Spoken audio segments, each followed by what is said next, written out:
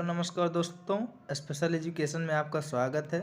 आज लेकर के आए हैं question paper code 1398 B.El.Ed first year examination 2018 education in contemporary India previous year paper है, जिसमें कि ये ईयरली वाइज है, आप सेमेस्टर वाइज होंगे, इसलिए इसमें कॉमन एक चीज़ होता है क्वेश्चन का होना।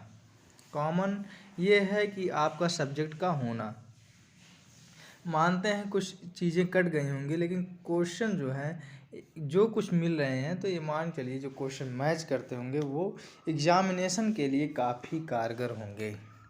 तो इसलिए यह वीडियो ये सब सोच करके आज हमने ये वीडियो लेकर आया है, जिसमें कुल 5 प्रश्न के उत्तर दीजिए। प्रश्न एक अनिवार्य है, इसके अलावा प्रत्येक इकाई से एक प्रश्न करना है।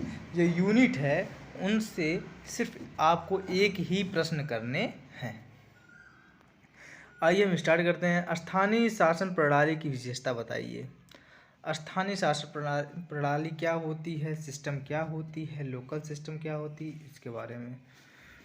निर्धनता को परिभाषित कीजिए। निर्धनता यानी पॉवर्टी, जो उनको आपको क्या करना है, परिभाषित करना है। तो आगे बढ़ते हैं। सर्व शिक्षा अभियान के संदर्भ में केंद्रीय सरकार की पहल को भी लिखना है। फिर डी यानी चौथा क्वेश्चन है, राइट टू एजुकेशन, शिक्षा के अधिकार को परिभाषित कीजिए।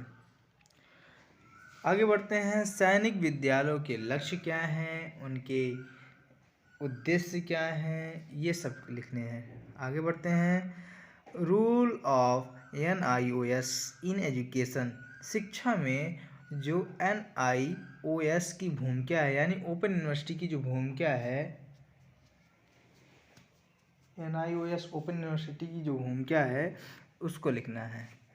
ज्ञान आयोग की 5 स्तुतियाँ लिखना है, यानी जो रिकमेंडेशन होता है, जो सुझाव होता है, इसको लिखने हैं।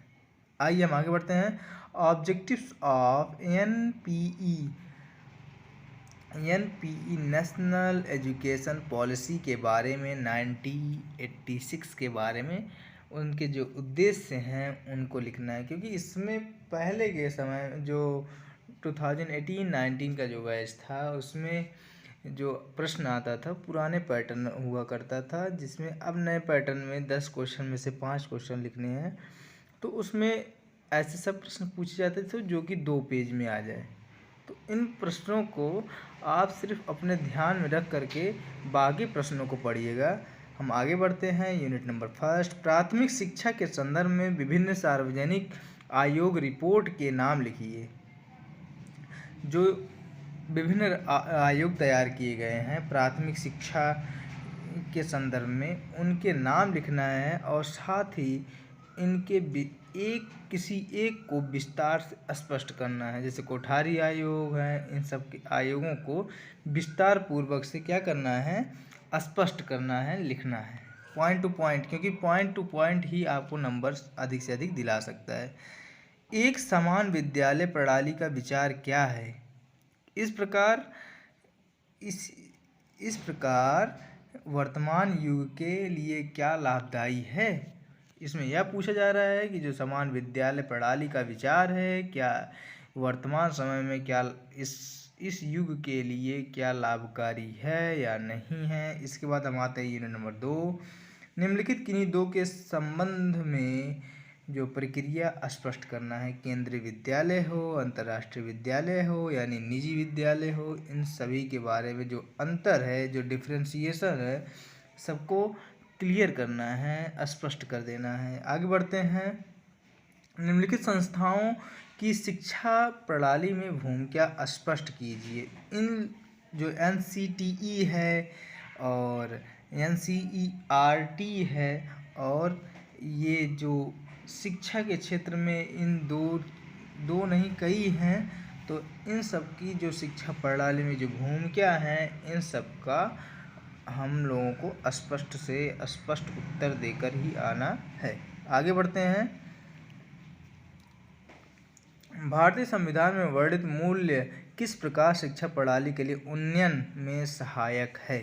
उन्नयन में सहायक किस प्रकार है, इसको लिखना है रमसा यानी RMSA क्या है, इसकी प्रमुख विशेषताएं क्या हैं, इसके बारे में लिखना है। बेरोजगारी से आपका क्या तात्पर्य है, बेरोजगारी क्या है इसके बारे में स्पष्ट करना है। हम आर्थिक समानता कैसे ला सकते हैं, मतलब हम बैलेंस को कैसे क्रिएट कर सकते हैं, कैसे बना सकते हैं, इसके बाद लिखना है। शिक्षा की लोकतांत्रिक प्रणाली से आपका तात्पर्य क्या है, यह राज्य सरकार के लिए कैसे उपयोगी है, इसके बारे में लिखना है। आगे बढ़ते हैं हम धीरे धीरे। हाँ दोस्तों, ये वीडियो जो है थोड़ा लंबा हो सकता है, इसलिए हमारा आपसे निवेदन है, अनुरोध है कि आप ये हमारे वीडियो को थोड़ा लंबा जाएगा, इसलिए थोड़ा ध्यान से देखिए, क्योंकि इसमें जो है दो दो पेपर को हमने सॉल्व किया है। आइए बढ़ते हैं।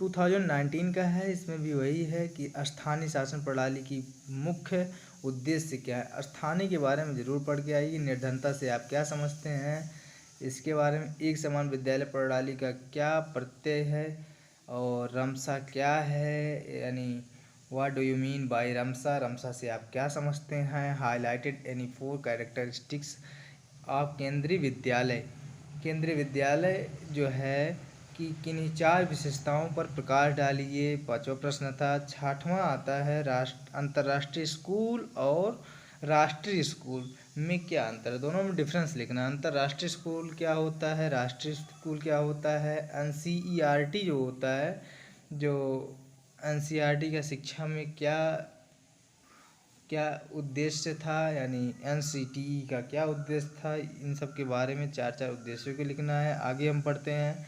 बेरोजगारी से क्या समझते हैं। मान चलिए जो हम NCTE है और NCERT है, ये शिक्षा में जो भूमिका है इसके बारे में ज़रूर ध्यान से पढ़िएगा, क्योंकि ये प्रश्न आने की अधिक से अधिक संभावना है। बेरोजगारी से आप क्या समझते हैं, बेरोजगारी से आप क्या समझते हैं, इसको पढ़ लीजिएगा।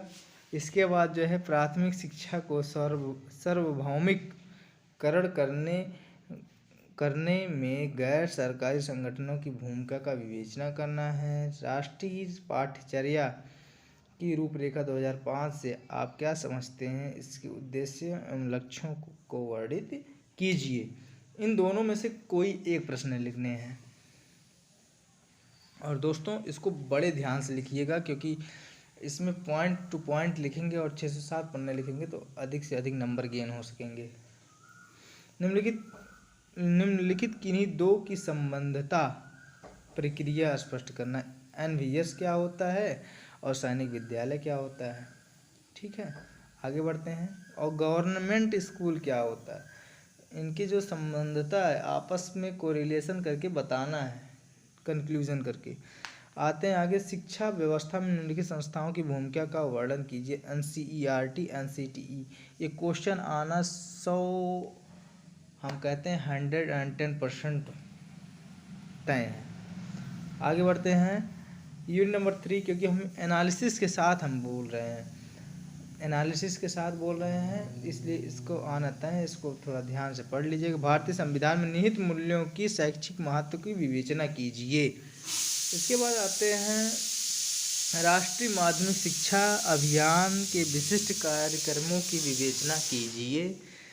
इनमें से भी एक ही प्रश्न को लिखने हैं। इसके बाद शिक्षा की लोकतांत्रिक अवधारणा से आप क्या समझते हैं, लोकतंत्री शिक्षा के पाठ्यक्रम और शिक्षण विधि की विवेचना करना है। इसके बाद भारतीय सामाजिक व्यवस्था में विषमता के कारणों को बताइए।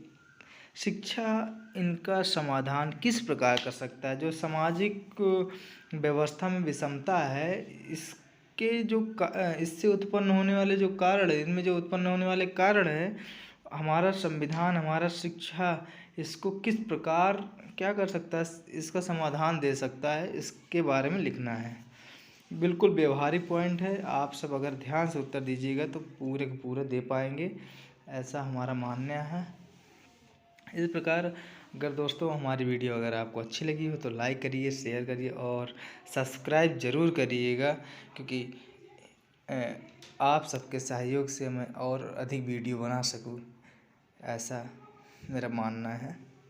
इसी के साथ मैं आपसे विदा लेना चाहता हूं। अगर आप इतना ध्यान से हमारी वीडियो को सुन रहे हैं, इसके लिए आपको बहुत बहुत आभार, धन्यवाद और नमस्कार।